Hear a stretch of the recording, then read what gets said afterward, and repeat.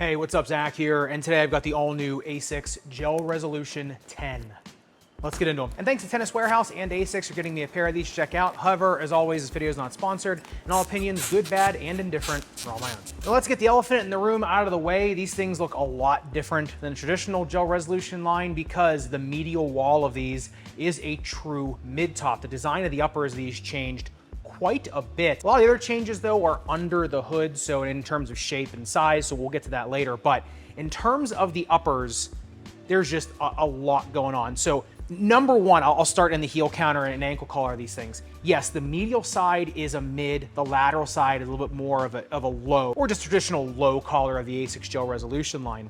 Now, on the medial side, they beefed up this medial wall because, tennis players are just sliding a lot more. They want a lot more medial support, and not just medial support in terms of push off, but in terms of, laying your foot down on the court and you don't want to burn through your medial ankle. So that is nice. The one thing is the padding is so big. It's just one big level of padding in there. Now, what I noticed is just putting these on in terms of heel slippage, I still had moderate heel slippage in these, even after a couple weeks of break-in. Now, number one, the laces in them are a little bit small, so if you beef up the laces, you get a little bit better lockdown. But number two, yeah, you've got the Dyna lacing system where, the laces cross this strap, and so that strap sucks down on itself like a slip knot, which is great for the midfoot. And then in the forefoot, you basically get an elastic band, right, to just, keep some memory in the forefoot. So fore and midfoot, it fits fine. It really can suck down really nicely around your foot. And then as you go up into the ankle collar, you do get two outrigger lace eyelets that are inside the cuff to protect against sliding. Also great.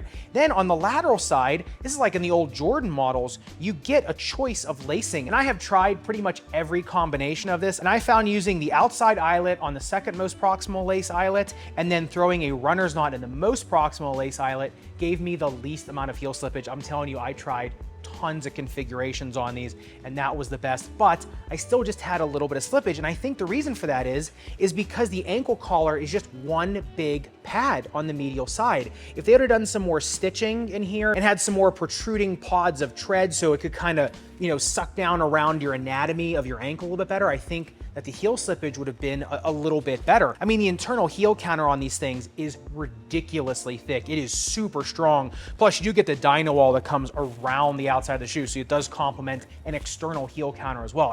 The thing is built like an armored tank. It is crazy. And as you go to the periphery of the uppers, you get that standard Asics polyurethane upper. You look at this thing on the upper durability test, 10 seconds highest grit sandpaper. The burr barely makes an impression on it. So, like I said, for dragging and sliding, these are probably the best shoes out there in terms of durability and just, being able to take that kind of abuse, from a really extreme drag or a slider. Now, with all that polyurethane and all that material, you're gonna pay for it somewhere. This thing on the breathability test, they did heat up 118.6 degrees, which I kind of expected was going to happen. You look at the breathability map and you can kind of see the tongue isn't gusseted, so you do get fog egress from outside the tongue. And the tongue is actually pretty thick on these things. Now, the Dyna lacing does go through the tongue and the laces cross through the tongue, so the tongue does stay in place, but I do think with even a smaller gusset on it, you probably would have gotten a little bit of a better lockdown there in the rear foot. But suffice to say, in terms of a rugged upper, I don't see one that even comes close at this point. Getting into the midsole teardown, this is dual density FF Blast plus Eco, which is EVA and OBCs, as well as standard Asics Flight Foam. Then you do have a gel insert in the forefoot. I just got a chance to ask the manufacturers why the gel inserts are so small on these things. And they actually said they tested these over a wide range of sports with a ton of different testers, and they found that as the gel gets thicker, people don't like it. It gets too squishy, they say. So after all of their testing, this was found to be the optimal size, which I thought was kind of interesting. Look at this thing on the bounce height test. Pretty similar for Flight Foam, 29 centimeters in the rear foot, 31 in the forefoot. Obviously, this is more bottom stable foam. And obviously, the support structure of this midsole comes in the periphery, both with the Dyna wall on the outside. Now, it looks like the Dyna wall just pops out here with these, shimmering pieces of TPU, but this is all Dyna wall on the outside. It's just underneath of this outside coating. There's actually TPU under there, and on the medial side, there's TPU that goes all the way around. It's just covered up by this matte finish on the outside. You can see it popping through. You really feel like your arch is sitting on a support structure. It is a really kind of stout feeling underfoot. Plus, Asics Flight Foam is incredibly, supportive as well. It's like most Asics tennis shoe configuration, as well as some other sports, much more of a side-to-side stable supportive foam versus like bouncing to the moon type foam. But getting into the outsole tread, basically 2 pivot points in the forefoot, and then more of just kind of like sun ray pattern going throughout the entire shoe. You can see on the medial side, it's a little more linear, and then the forefoot's a little bit more linear. Then as you go into the midfoot and rear foot, they kind of come a little bit more horizontal to a, front to back plane of motion. In terms of grip, these things were, really kind of right in that sweet spot, like most Asics tennis shoes are. They slip on the grip test ramp at 35 degrees. If you want to slide in them, you can. If you want to grip and go, you can as well. And especially because you get so much outsole rubber coming up over the medial side, plus the high medial side. In terms of push off from a really compromised medial position, yeah, I mean, they do their job in spades. Look at these things on the speed ratio, though. They come in at a 1.72, shank score of 0.2, because in the shank score, I don't count it crossing a zone if it's not underneath of the foot, but it is double thickness. So 0.2, that brings it up to a 1.92. And yeah, I think that's kind of where they belong. They are, like I said, incredibly bottom stable shoes. But as we get into the fit section, they're also pretty bulbous shoes too, and pretty bottom heavy. They're definitely not speed demons. It feels like a different line of shoes from Asics. It does not feel to me like a traditional gel resolution shoe or a Court FF shoe or Solution Speed for that matter. But like I said, in terms of speed, they're much more for kind of more rugged side-to-side containment. I wouldn't necessarily, count them in like a speed demon category. But on the outsole durability test though, 10 seconds highest grit sandpaper, I mean, the burr, you can barely tell I did it. That's how tough this outsole is. And it's not so hard feeling or slick feeling underfoot. It feels like it's gonna slide up underneath of you. So in terms of durability, yeah, I mean, this is probably the best shoe. I mean, one of the best shoes ever made in terms of durability for that matter. Midsole, outsole, and uppers combined. But like I said, you kind of gotta want the profile of the shoe. And if you do, yeah, they're gonna last you forever. All right, but getting into the real crux of the Gel Resolution 10 is its fit. And this is what I really had to spend a lot of time with, took a lot of notes on them. Number one, the inflare is only 8 degrees. I mean, it is a pretty mellow shoe in terms of the inflare. They do come in pretty long though at 29 centimeters in length. And then they do have 9.4 centimeters metatarsal width, 10.4 of toe box width, and then a toe box taper of only 23 degrees. So they're really, really forgiving in the toe box, and they're long. The problem is for some people, they're not gonna be able to fill out all of that shoe.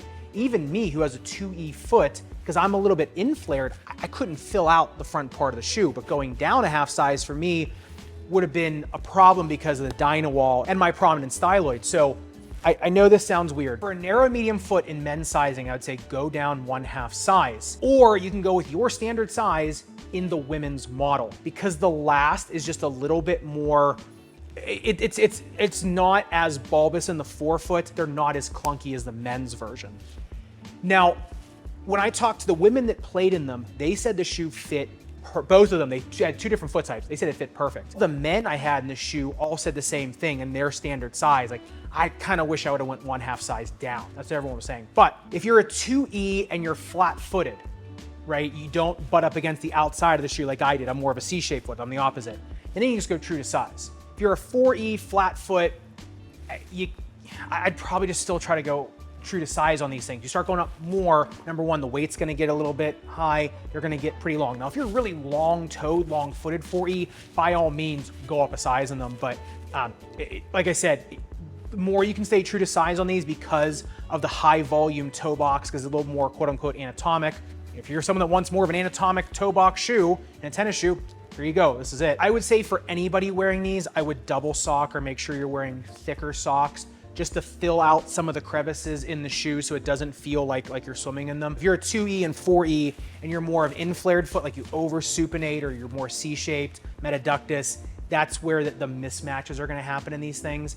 In terms of the snake bitten foot, they'll accept a low profile orthotic if you lace them, with the runner's knots in them. A high volume orthotic, you're probably gonna start to slip out of them. On its own, Flight Foam and FF Blast Plus, it is pretty darn protective, especially people with arch pain, arch strain. These things are super protective. Ankle sprainers, these things are fantastic for. The lateral flange on these things, it's so wide that dyno wall creates such a supportive structure on the outside. It's crazy.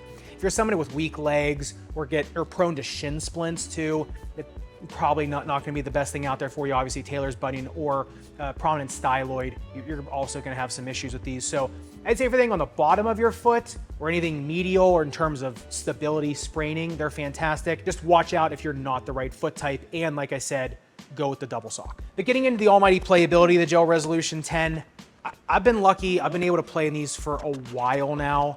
And like I said before, it really is its own species of shoe.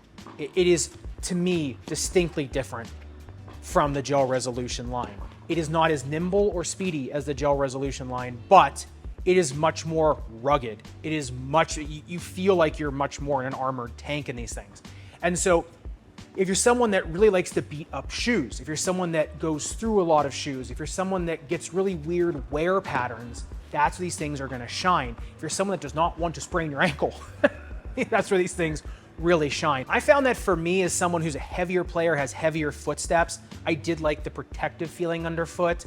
But as someone who doesn't have pro level footwork or even, you know, college tennis level footwork anymore, that's when they were starting to feel more clunky to me. It is much more of a bottom heavy, bottom stable, stability focused shoe, which first, try to say 5 times fast, but second is, you know, it's gonna be for a certain type of player, someone who is putting a ton of energy into their footwork on really gritty courts, and someone who also has the leg strength to handle these. So I think this is gonna be one of these shoes where you get niches of players that are gonna stock up on these things to Kingdom Come, and others that are probably going to pass, or something like the Solution Speed or the FFs, or, you know, or other Gel Res, you know, or previous models of the Gel Resolution. Like I said, the niche features of it are, to me, what both fascinate me about them, and also wonder who are going to be the players that really gravitate toward them, and the other ones that maybe aren't such a big fan of them. So curious as to what the 11 is going to look like, if they're going to go more on the mid pathway or go back to more